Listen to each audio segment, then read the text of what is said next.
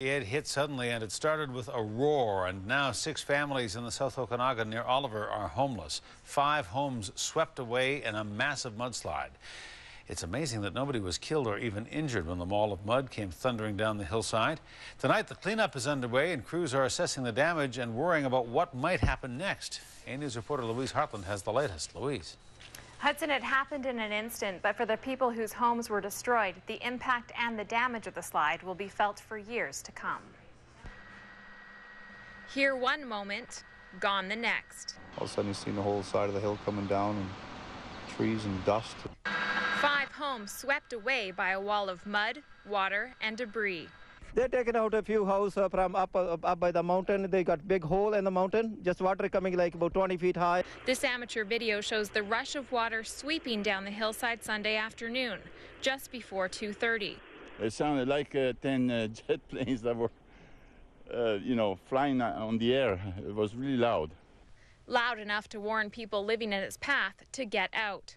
Neighbors went door to door telling others to run. Kurt Castleman was sitting in his living room when 2 cars pulled into the driveway.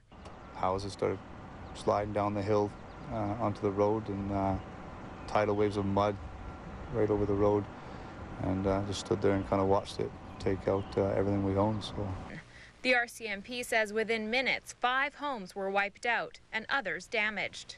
They did a sweep of the area by helicopter, checking for survivors. So far, everyone has been accounted for. The person has lost half their farm and all their house and all their machinery, tractors, trucks, everything.